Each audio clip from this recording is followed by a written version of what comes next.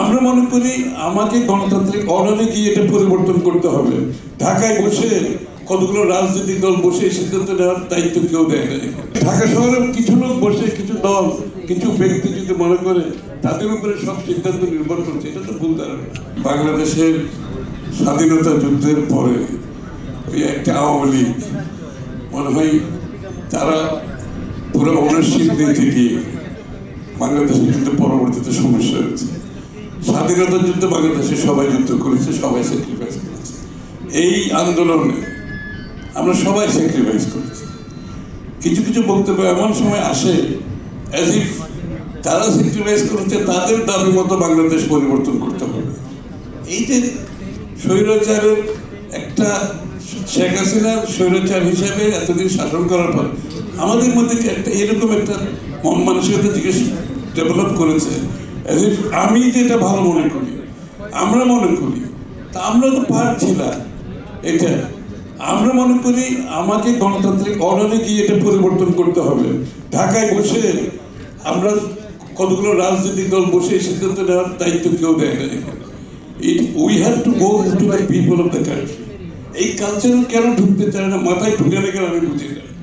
এটা করতে হবে, সেটা করতে হবে, এটা না করলে এই যে রক্ত সব সব বৃথা যাবে।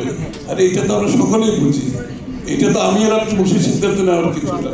আপনাকে গণতন্ত্রের প্রতি আপনার সম্মান থেকে থাকতে হবে। দেশের মানুষের মালিকানার কথা বলে আসছি, আমরা মালিক হয়ে যাচ্ছি। আমরা মনে করি এইগুলো রাইট ডিসিশন।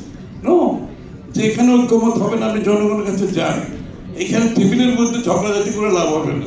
টানা তৃতীয়বার অর্জন করেছে দেশের সেরা সুপার ব্র্যান্ড স্বীকৃতি বসুন্ধরা টিস্যু। কারণ প্রত্যেকটি রাজনৈতিক দলের নিজস্ব ভাবনা, চিন্তা, রূপরেখা আছে, এটা বুঝতে হবে। আপনার রূপরেখা আমার রূপরেখা এক হবে না। ডোন্ট ফোর্স, এই ফোর্সের টেন্ডেন্সি থেকে বেরিয়ে আসতে হবে। জোর করে, জোর জবরদস্তি করে এইটা ভালো সেটা ভালো না, এইটা ভালো সেটা ভালো না, বাংলাদেশের মানুষ সিদ্ধান্ত নেবে।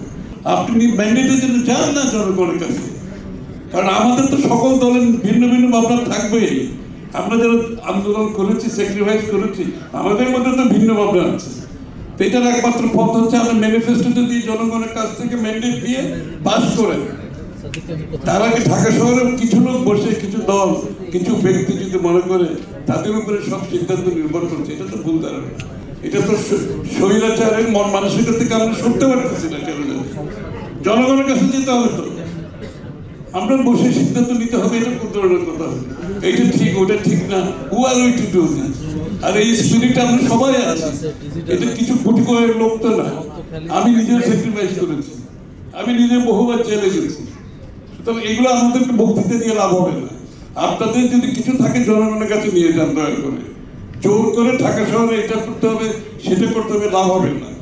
ইলেকশনে ম্যানিফেস্টো দেন, জনগণের কাছে মেনটেন নিয়ে সংসদে এসে পাস করেন।